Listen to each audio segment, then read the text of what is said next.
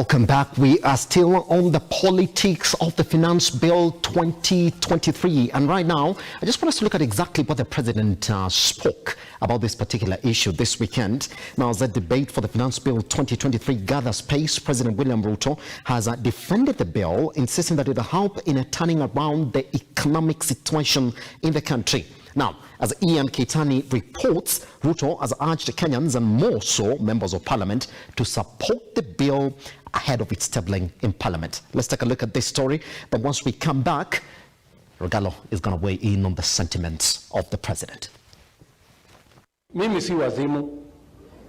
I know what I'm saying.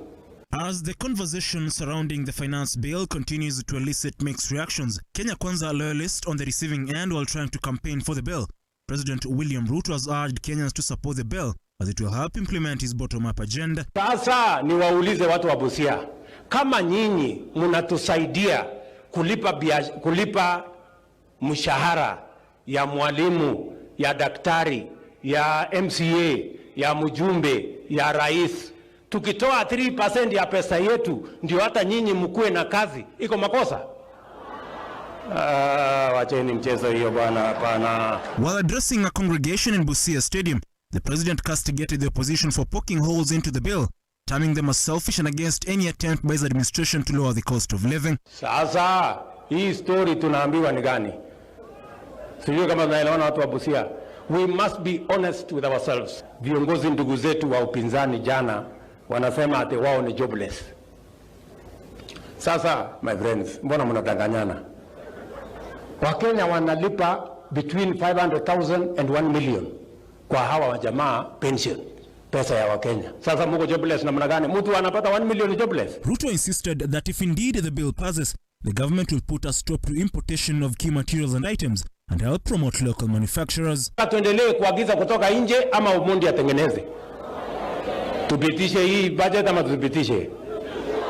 Namba ya 3, tumeweka pale tukasema simiti ambayo inaletwa kutoka nje isiletwe tena. Tuko na viwanda ya kutosha hapa. Tuweke vijana wetu katika hii viwanda watutolee simiti, tujenge nayo Kenya. Ile ya kutoka nje tuweke ushuru. Busia Senator Okiya Omtata, however, took the opportunity to express his reservations with the proposals on the finance bill, faulting the proposals for various constitutional breaches. Na nimeangalia finance bill, na finance bill inafuruga katiba kwa vipengele kama 6. Na mimi nakuomba waheshimu katiba, wazitoe, kwa sababu wasipozitoa tunaenda kukabiliana kotini. The first time a senator threatened to head to court to counter the bill as sports CS Sababu Namwamba told him off, telling him to use his mandate as a senator to table his dissatisfaction with the proposals in the Senate. Things in that katiba kama hii housing levy ilikuwa kwa ile nyingine, na mimi ndio nilienda kotini kaichapa mpaka ikarudi kwa voluntary. Sasa mnataka tena nirudi kotini? You know, you used the court platform because it was the only platform available to you. Nimesikia ukiambia rais utaenda mahakamani. You have any issues with the finance bill or the budget policy statement, go to the floor of the Senate and reflect the will, the voice of the people of Busia. In what looked like a veiled attack on the opposition coalition led by Raila Odinga, President William Ruto urged Busia Senator not to proceed to court as the bill would benefit Kenyans from all walks of life. Unajua uzuri ya huyo Kia, hata agenipeleka kotini si mbaya, kwa sababu yeye hajapanga kuharibu biashara ya mtu, si ndio? At least hajapanga maandamano. Unajua kuna wengine wananitisha ati usipofanya hii tutapeleka maandamano. Sasa hawa wengine ndio wabaya zaidi. Eri huyu Okia. Ian Keitani, Look Up TV.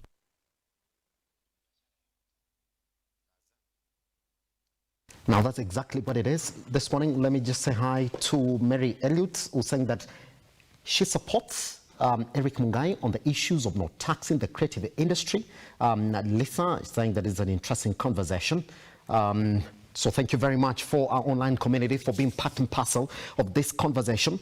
So just before we went on a break, Ragaro, I ask you this question, and this is what is not essentially clear.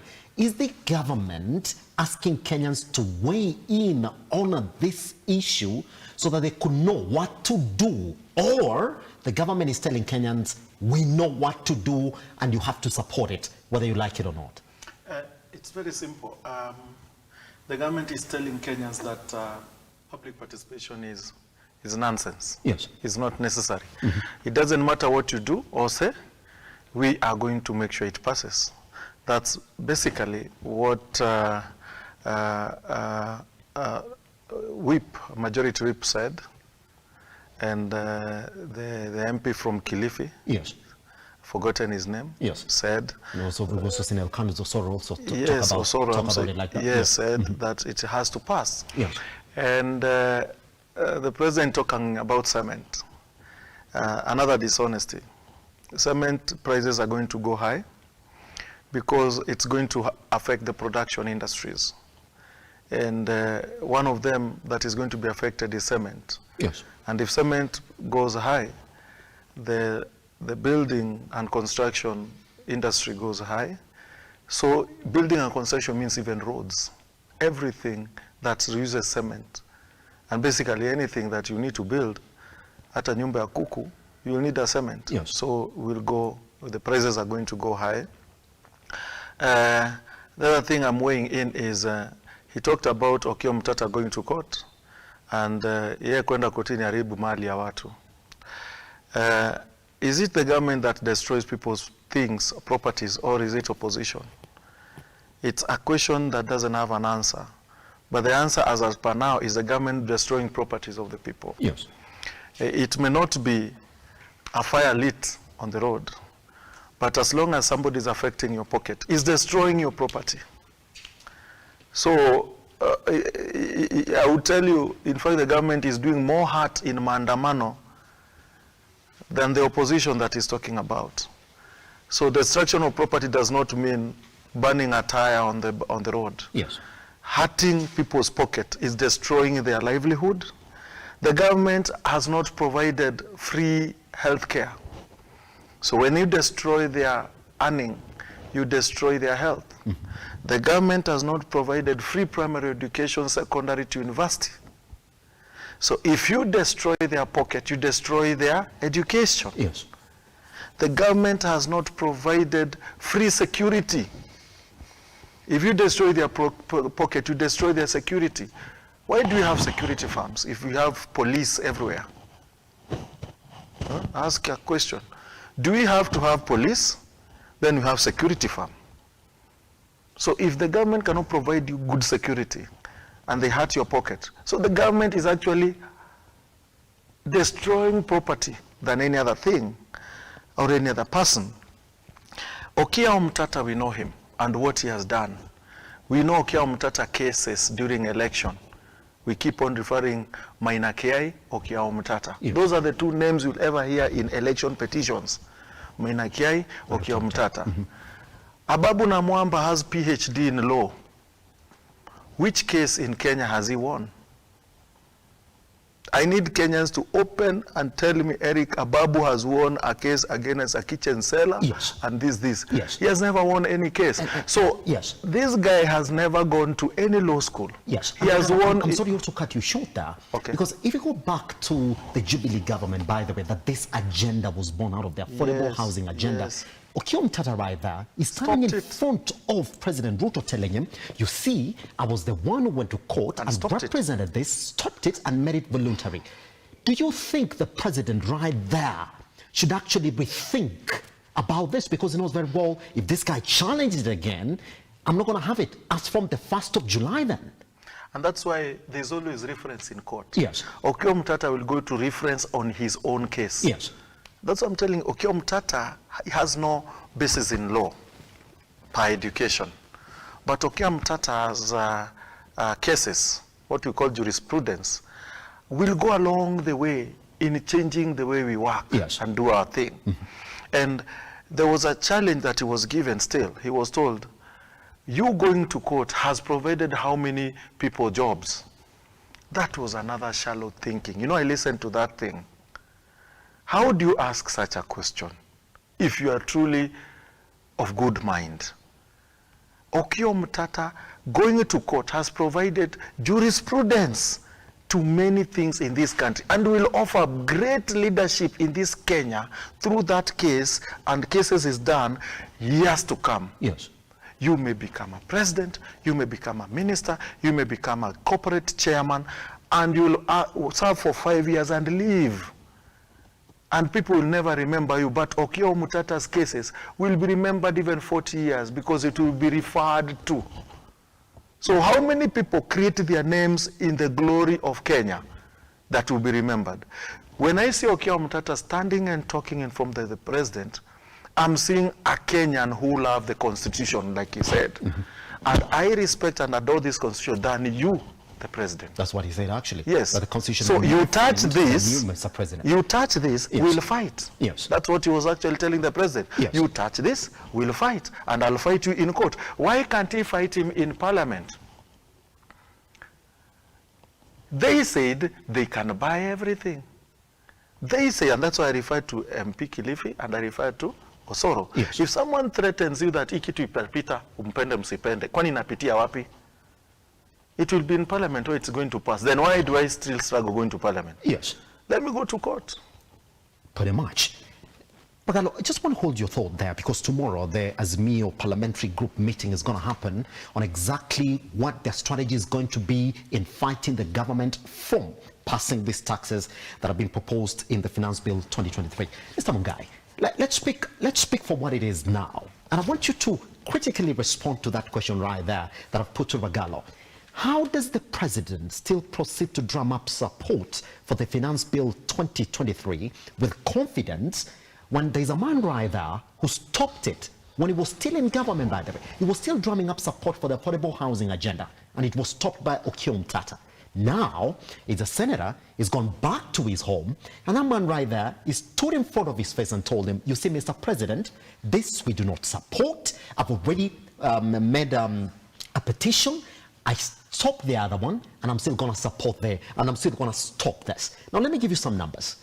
Sears, for trade, Moses Korea, was this weekend weighing in on this. Do you know that only 30, if you go by his numbers, only 30,000 Kenyans, even indeed the 4 million Kenyans who are getting targeted on this, essentially saw it as something good. Out of 4 million, only 30,000 Kenyans are on the voluntary affordable housing agenda. Is it not sense, therefore, that in a way the affordable housing agenda is a failure, that majority of Kenyans do not consider it something that they can push for, Mr. Mungai? And number two, why can't the president tell his boys, his Kenya Kwanza-led members of parliament, his CSs, to let the public participation process go as it's supposed to go? Is it not reckless for Member of Parliament to stand in front of us and say, whether you like it or not, this is going to go through, while the public participation process is ongoing? Yes. Very good questions, and I like the passion with which Ragaro is affirming your questions. Yes. I can see he's almost jumping from his seat to say, Mungai, answer that one. Well, Mr. Mungai, answer that one. No, don't answer. Let's talk to Kenyans. But let me first say this. Okiya Omtatah, the Honorable Senator, yes, in terms of jurisprudence, he's done a better job than some of the senior counsels that we know of in this country. Yes. And granted, that we cannot take away from him. Secondly, I must say that his right to go to a competent court of law is equally the right of any other member of parliament equally to voice his opinion on any matter, yes, on any subject, yes, within the law. In what way, though? It might not settle well with our liking, but it is what it. Sometimes, you see, part of the challenge I foresee with this finance bill, yes, is not really a challenge of say implementation. It's really a challenge of communication. And what I am finding is that you remember just during the break we were discussing P.S. Hinga when he went to State House, and we were saying it was a very sweaty affair. Yes. And I think what is critically lacking in the government space is people who can communicate effectively to the understanding of Kenyans on why they need this. Now, to go to the former regime of President Uhuru, his was even ambitious. He wanted to do 500,000 units in a year. Yes. Ruto has toned it down to 250,000. And I am hoping he succeeds so that the next president does not come in and turn it to 100. Then we turn it to, 50. Then we say, forget about housing in this country. Yes. I really, my desire is that he succeeds. Why? Yes. Sometimes it's good to benchmark with what other countries have done and whether or not they have done it successfully. There is a man, I think every Kenyan now knows Singapore by virtue that that country is quoted in every TV or radio interview wherever you go. Yes. And part of his agenda when he came into power was to do the affordable, for his government to engage in constructing affordable homes for his citizens. And he says in his book from Third World to First World, he says that when he first mooted the idea, in his whole cabinet, they did not think that it was something vital and something that needed to be done. In fact, he says that it is only the defense minister who took up the issue passionately because the armed forces were going to be part of the beneficiaries of the housing scheme. Yes. But he goes ahead and says, because of the vision that he had for the country, he had to overrule his cabinet members and persuade them to make sure that the project was successful. Yes. Today, as we speak, and we saw the Singaporean, was it the Prime Minister? Yes. The other day came to Kenya. One of the successes, apart from Singapore being a financial hub, is that the housing scheme has largely been successful in this country. Now, why am I using that example?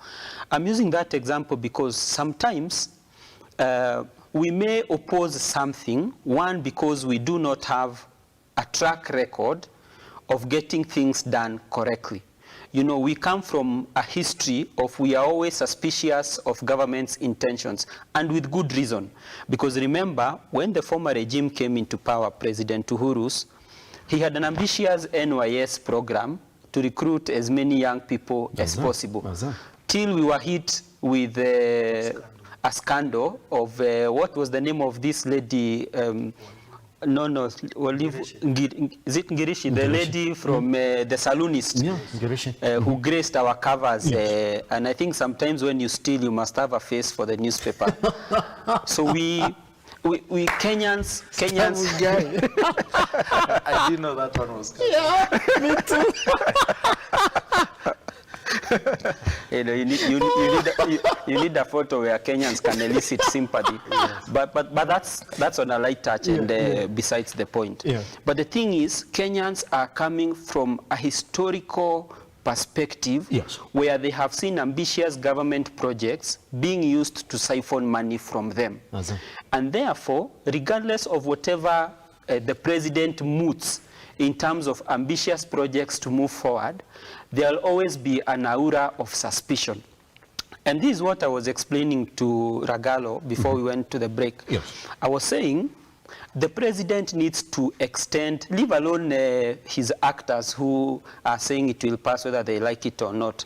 Leave them aside for a bit. But the president needs to reach out to as many parties as possible, one of them being the Federation of Kenyan Employers. He needs to call them to the table. He needs to call the KOTU to the table and all the affiliates and make them understand why exactly do we need this housing fund. Yes. Secondly, how can we improve on this fund moving forward? You know why? Because these are the actors who you're targeting their payslip. It's the part of the unions represent the workers. So it's part of the team you're targeting to nip some coins from them. So you need them on the table to explain to them why exactly they need to contribute towards this noble cause. Yes. When you leave it sometimes to your strong men, and your supporters sometimes, or your Kenya Kwanza members of parliament, to explain to the people, sometimes they will bring the political theatrics to the table. And that is why you keep on referring to Mupende Musipende, the bill will pass. But I believe the president sits, as much as the public participation is ongoing, I believe he has a prerogative to call as many interested parties as possible to State House. Yes. Open, you know the way when he was deputy president, he had opened Karen to all of us. Yes. He needs to open State House. So, but then whatever you're suggesting there, right, Munga, is it just a little bit too late? Because it's already been drafted. What should have happened first? And that's why majority of the lobby groups were actually saying, no, we do not like this. No, we were not heavily consulted when you guys were drafting this. It's not, you see, it's never too late to do the right thing. Yes. It's never too late. Mr. Ragaro, the best time was yesterday, yes. But the next best time is today. Yes. Then that means that we have to go back and start with changing this particular draft, which is essentially just a couple of months to June, to July. I will tell you that. We have to start looking at budget 2023, 2024. The same mistakes, by the way, even in the previous regime, they were told, guys, you did not consult properly when you were coming up with this proposal. So is it making the same mistakes that were made by former President Uhuru Kenyatta? And he was actually part of that government that was drumming support for the affordable housing agenda. So once we come back then, Mr. Ragaro is going to start weighing in. I mean, we've said and we've been talking off camera. This is what he says off camera. Well, I think it's time now that Ruto has to agree that he needs Raila Amolo Odinga. So what is Raila Amolo Odinga doing this week? Tomorrow, there's a parliamentary group that is essentially going to be chaired by Raila Amolo Odinga, when they're going to talk about exactly what they have to do now that the public participation process is done for them to stop the government from introducing this particular taxes they're proposing in the Finance Bill 2023-2024. Again, once we come back, how is it that all civil service union groups are saying, well, if you pass this, then we're going to go back to the streets? Was it a mistake in the formulation process? Was there enough consultation in just the inception process of the Finance Bill 2023-2024? Once we come back right here from this break, by the way, join us online and look up TV across all your social media platforms. I am